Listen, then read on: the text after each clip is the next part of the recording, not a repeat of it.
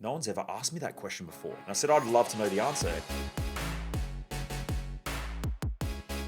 So I wanted to share a story in this episode about how I met a mining magnate by asking a wild question. This is some of the ways that I sort of try to think through things, especially when I'm meeting certain people that I want to create relationships with because I know that they're going to be valuable for both parties. I thought I'd just start by sharing this wild story. So anyway, I was at the car wash and I've got an Audi R8 and I was just getting it cleaned. And anyway, this guy comes up and he's wearing, I guess you could say, like those blue denim-y work over coverall sort of things, and like a denim sort of top as well, which had a logo or something on there. Anyway, it looked like he'd been working as a tradie or something like that. So anyway, he comes up and he said, "Oh, nice car. How long have you had it for?" And so we just started talking. Anyway, I'm always inquisitive to find out about people. Like, I love human behavior, and that's, I guess, my skill set and the thing that sort of helped our business to excel, because I guess I'm one of the top coaches in this country, maybe globally as well. I know I've had a lot of stuff shared in other people events who are some of the top people in the industry. So anyway,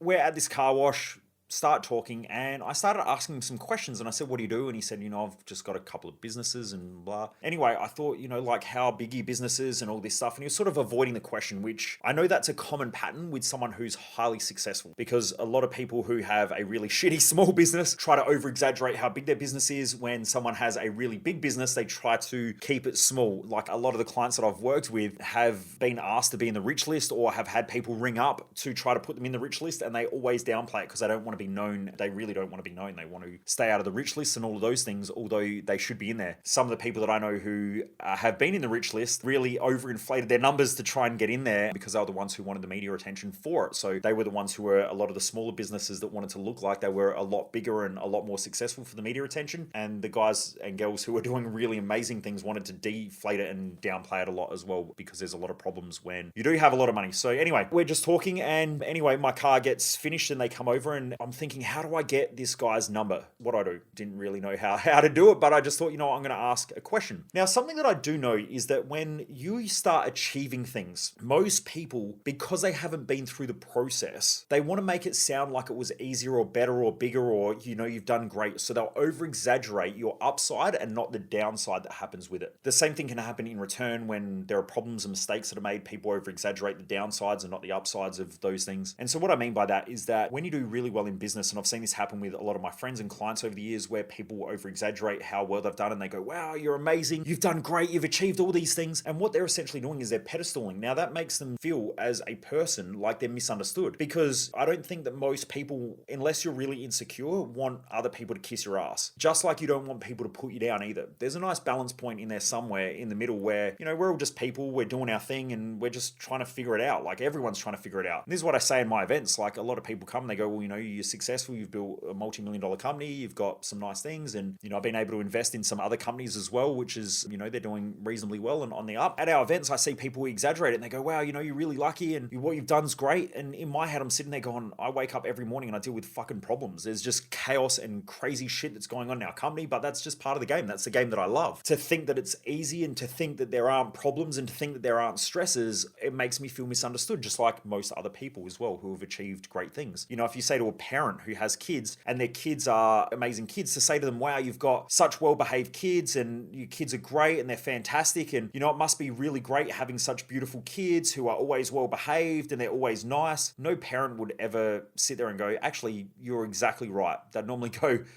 "You should see them some days. They're beating the crap out of each other, crying, throwing tantrums. Like, we've got to deal with this stuff on a daily basis." So anyway, I said to this person, I said, "Look, just before I go, I've got one question that I would love to ask you." And he said, "What is it?" And I said, "What's the one point in your life or in your business where you just thought, I'm fucked? Where you're about to lose everything, where everything was about to fall over, or so you thought?" Number one, that's the first part of the question. The second part of the question is, how did you solve it? And anyway, he sat there and he looked at me and he said, "No one's ever asked me that question before." And I said, "I'd love to know the answer." And he said, "Look, I know you've got to go. It's going to take me longer than a couple of minutes to go through that and tell you the whole story. How about we exchange numbers? Or if you're free now, let's go to lunch." And I said, "Oh, I've got to go. I've got a meeting, but yeah, let's exchange numbers." And after that, we became good friends. So he's been a mate of mine now for a good couple of years, and he's got a couple of large mines and, mining companies and things like that. And so we've stayed really good friends. And it was just that one question and understanding human behavior, which is that you can't have upsides without downsides, and there are always upsides to your downsides as well, because there's learnings and there's lessons in there. And by understanding that part of human behavior, I was just able to ask such an effective question that it really made him think and feel like he wanted to connect to explain it. Anyway, I hope that helps. If you haven't already done so, please remember to subscribe, like, and share, as most people waste their life, and I just don't want you to be one of them. Anyway, Driven Mofos, remember, never underestimate the dream. Keep kicking hard, keep pushing hard, and keep doing what you need to do to live an awesome life. Anyway, I'm Michael Mojo. Peace out.